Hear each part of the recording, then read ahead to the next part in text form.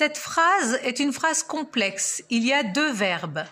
Il y a d'abord le verbe est perdu et le verbe avait reçu. Il y a donc deux propositions. Maintenant, il faut essayer de repérer les deux propositions, c'est-à-dire les deux morceaux de phrase. Un petit indice, les petits mots que, dont et tout ça sont souvent le début d'une proposition. Une première proposition, c'est « j'ai perdu le livre ». La deuxième proposition, c'est « que j'avais reçu à Noël ». Une des deux propositions pourrait fonctionner seule. En effet, « j'ai perdu le livre » pourrait fonctionner toute seule, mais elle a une autre proposition avec elle. Dans ce cas, on l'appelle la proposition principale parce qu'elle pourrait être seule. La deuxième proposition, elle, que j'avais reçue à Noël, ne fonctionne absolument pas seule. Elle a besoin de la proposition principale pour exister. On l'appelle donc la proposition subordonnée. Et on a le petit mot « que » qui est toujours au début de la proposition subordonnée. Ça peut aussi être le petit mot « dont ». La nature du petit mot « que », c'est un pronom relatif.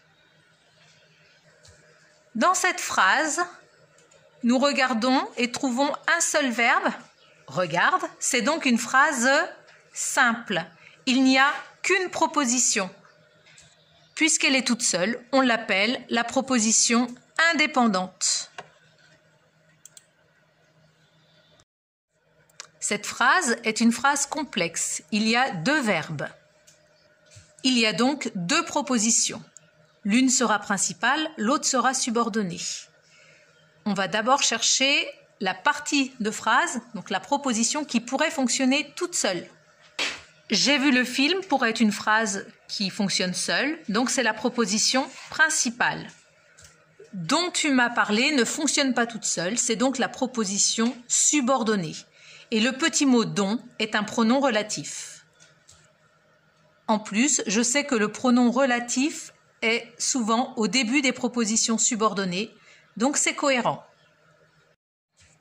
Le crayon que j'ai acheté est très joli. Il faut d'abord trouver le nombre de verbes pour savoir si c'est une phrase complexe. Donc il y a combien de verbes?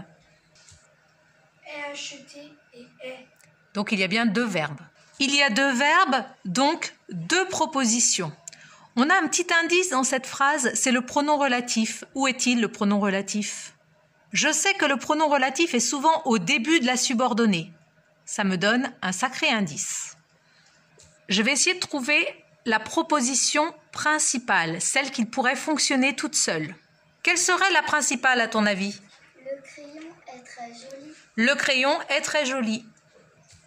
Je vérifie bien que j'ai un seul verbe dans la proposition. Du coup, il reste la subordonnée. Quelle est la subordonnée? Maëlie? Que j'ai acheté.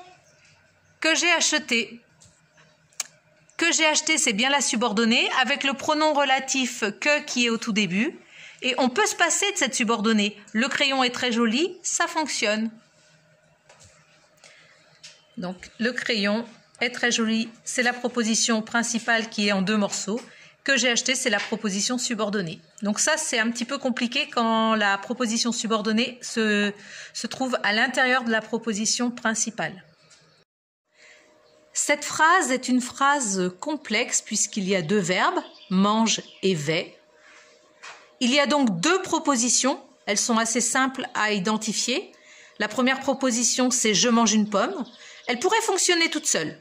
« Je vais à l'école », elle aussi peut fonctionner toute seule. Dans ce cas-là, il n'y a pas de principale et de subordonnée, mais des propositions indépendantes.